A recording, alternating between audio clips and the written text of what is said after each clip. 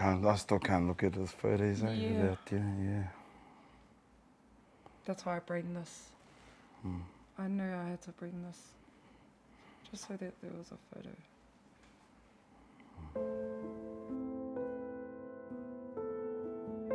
He was quite a mischief little fellow. Like when he was 4 years old, he actually burnt one of my cars to the ground. I get a call from his mum saying, "Oh, the car's on fire." And I thought, oh, there's a little fire.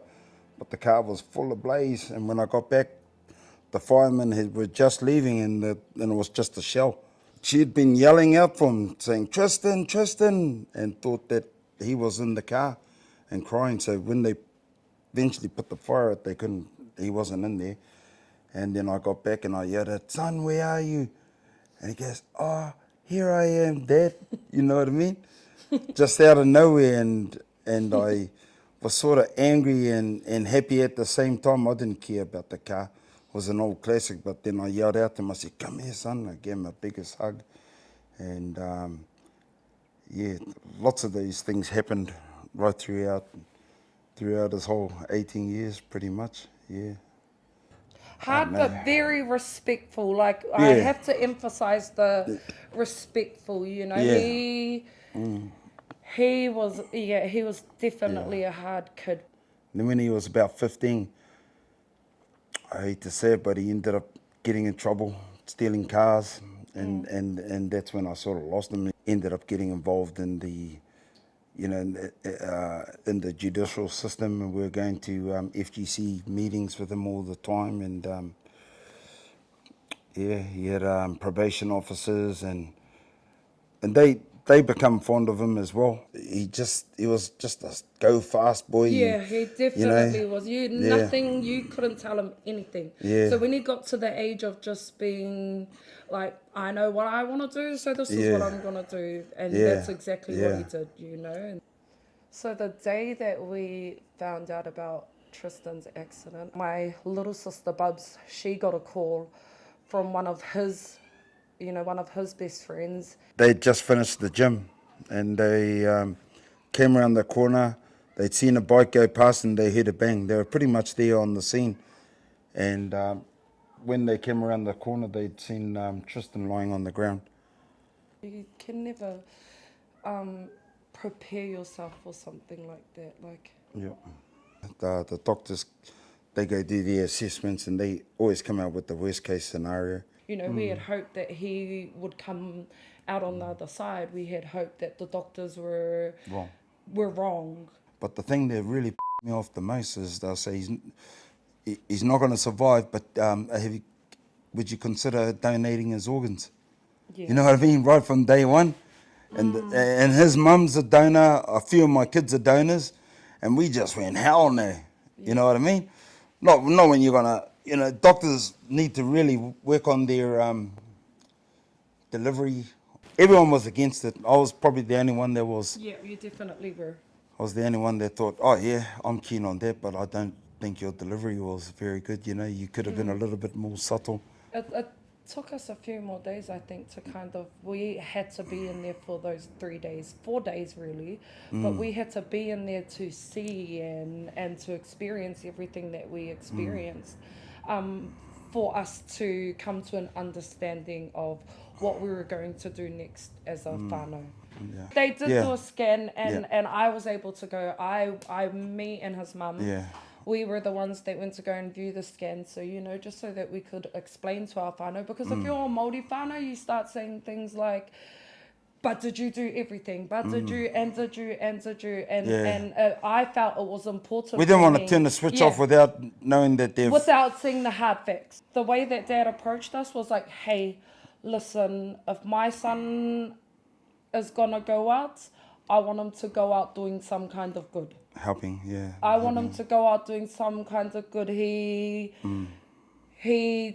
might have caused a bit of grief on his final year or so. Yeah. So let's make it up for it and donate his organs. Try and do some good. Try to get something positive. Yeah, I would have hate the thought that we'd said no, and get him buried, knowing that he could have helped somebody. knowing that he could have saved some lives. You have to think that if we were ever on the other side of the fence and we needed that organ, we would be begging. Yeah, so I roto i te ao Māori, yeah. So donation of organs is a no-no, you know, it's pretty sacred. Very sacred, very sacred tapu. and tapu. The saying, I know that a lot of Māoris have the saying, you come into this world with all your body parts, you leave this world with all your body parts. I know that's what my grandfather said, my pop. Yeah. And they're very heavy on that, you know, on that. So us donating organs that was another thing. It was a scary thing to do, you know what I mean? Because we're going against the grain, you know? You're going against what you've been taught your whole life. What's been instilled into you. You know, and so. But then, you know, the reality is, a lot of Māori and Pacific Islanders are on the waiting list for organs, you know, to keep them alive and stuff like that. You know, that's the sad reality of it all. And so that was another thing that weighed up as a plus for me. You know what I mean? That our people need it the most. Yeah. There are so many of our people just waiting in line for a transplant to happen, and then they're just hoping that they will be that lucky recipient. He was very big and very soft on all our babies. Yeah. Had a good relationship with all the kids. So when we found out that the transplant was going to a 3-year-old, we cried, but we cried because we were happy. You know, like how cool. Yeah. How cool is that? He was able to help. Then his mum forwarded us an email about 2 weeks ago. Sent us, of all the other recipients that received. I think there must have been over. I think it was 5 people. No, it was 6 or 7. It was quite a few all up. Quite a few people that he was able to help. Someone got his heart. Someone got his heart. Yeah, so it's good to know that there's somebody out there with his heart, and 2 people got his kidneys, 2 people got his liver, and that was a plus for us. Yeah. Be open to being a organ donator. Don't close the conversation down straight away. I know that doctors and stuff can approach the situation or the conversation in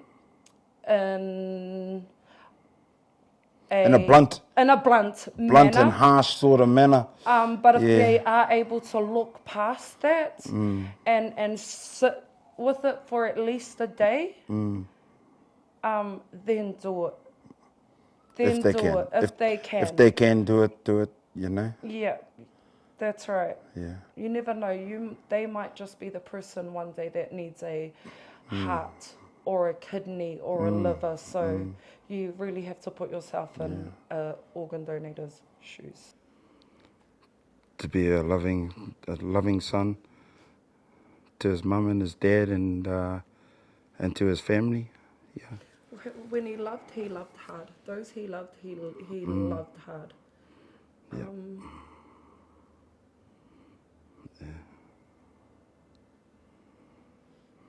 I think that time is just so precious, and to make sure you love hard on those you love. Yeah. You just never know when time will get taken from you.